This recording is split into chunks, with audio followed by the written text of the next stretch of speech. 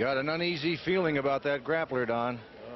He is down to business, my friend. He's got something up his sleeve or down his boot or something. I think Kurt Hennig has made a mistake coming in here. I really do. Kurt, he's done real well in the Midwest and back east. But I think he's made a mistake coming out here to the coast. Now, you talk about guys that made a mistake. What about next Saturday night? A loser leave town. We're talking Rip Oliver against the American Ninja Brian Adams. Rip Oliver lost his temper. Pride goeth before a fall. As usual, I think he's an idiot for making that match. Loser leave town with Brian Adams. Brian has nothing to lose and everything to gain. Oliver's got a cage match with Mike Miller here on the 16th. That's Tuesday night. Miller is probably going to hurt him bad. Then he has to turn around and try to whip this 325-pound young man, the American Ninja. I think Oliver has done himself in. That's very possible. Man, that's going to be next Saturday night right here at the Portland Sports Arena. A loser leave town match. Rip Oliver and Brian Adams, the American Ninja. Well, I hear the music in the background. That must mean the Southern Rockers are rolling out to the ring right now, Dutch, and here they come. Steve Dahl and Scott Peterson. This one's going to be for the title.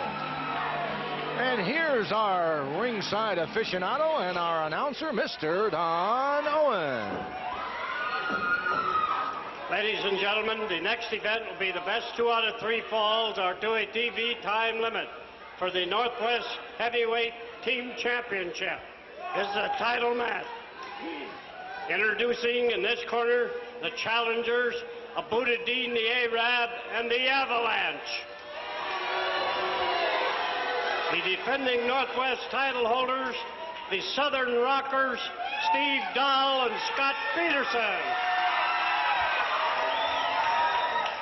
Once again, the referee for our title match, our main event, television main event, NWA referee Sandy Barr. Well, what this means, Dutch, is that kendo stick match will not be on TV, the one between the grappler and Brian Adams tonight. I was wondering about that. That's a big bout. Got a good crowd here tonight. People still have time to come down here tonight and see that kendo stick match. If you've never witnessed one, there's something to behold. Ever get whacked by one of those things? No, that's... That kendo stick is made out of about a half-inch bamboo, and you ever try to pull bamboo apart, you'll slice your hands open on it. Not that I can get slapped with the bamboo, especially Japanese bamboo. My father used to use a razor strap on me. Is that anything close? I don't blame him at all. I wasn't telling you for that. Oh, I see. I was trying to compare that to a bamboo stick. Razor strap's a piece of cake compared to a bamboo stick. This is our television main event. Now, I'll tell you something that won't be on television, and you can bet on that. That's going to be that loser leave town match next Saturday night with Rip Oliver and Brian Adams. There's no way that they can allow that, because that's going to get real ugly. Something I want to say to a bunch of friends of mine here in the state of Oregon and the state of Washington. I want to say hello to all the Vietnam veterans. If you've never been welcomed home, fellas, Portland Wrestling's welcoming you home. We appreciate everything you did for us, and we want to thank you for going over and protecting us during that ugly, ugly war. Thanks a lot, fellas, the Vietnam vets. That's a great acknowledgement, Dutch, and I certainly echo that. Amen. Boy, you better believe it. We've got some Vietnam vets that are in the pro wrestling arena, Dutch. Yes, we do, and they're darn good ones. All right. Steve Dahl in there against Avalanche. I don't know if you've ever noticed this, Dutch, but when Avalanche hits the mat or hits the turnbuckle, or this whole thing, that whole ring just bounces. It moves. Right, the concrete yells, "Get out of the way, here he comes." Oh, yeah. I'm sure that he's responsible for some of these cracks in the concrete around the ring. He reminds me a lot of Haystacks Calhoun when Stax was wrestling. Stax weighed... No! Oh, didn't even put him down. Oh, that put him into the ropes to one knee. Yep. Stax weighed 605 pounds. There's a flying head scissors by Steve Dahl. Wow. Takes the big man over. Put him right down in his headgear. Wow. Boy, did Steve Dahl give you an idea of the strength of the legs of Steve Dahl, the one half of the Pacific Coast Tag Team Champions. Man, you were talking about Haystack Calhoun. What did he weigh in at? Calhoun weighed in about 605.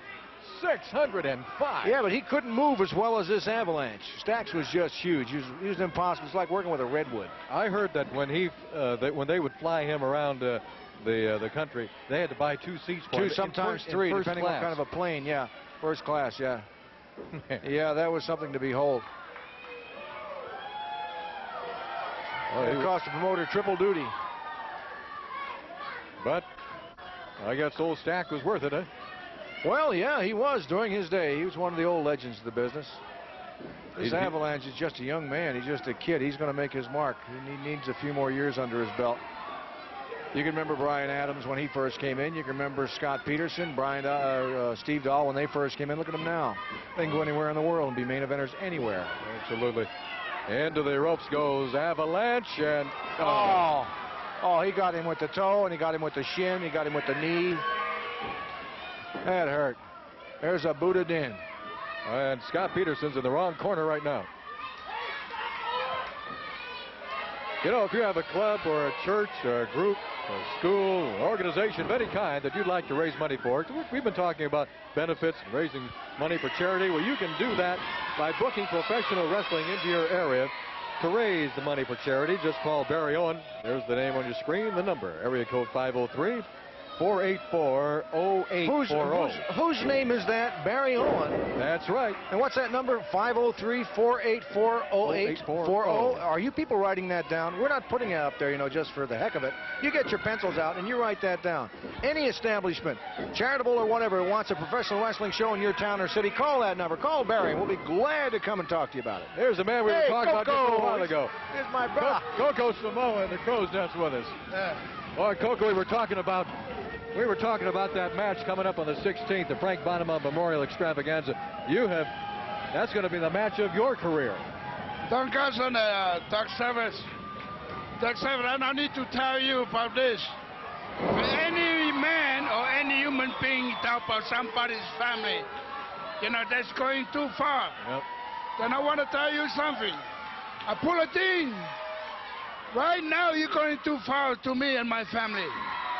But my people, I want to tell you something. I told you before, I'm not Peter Maivia, I'm not Jimmy Snuka. I'm Coco Samoa, I'm still here.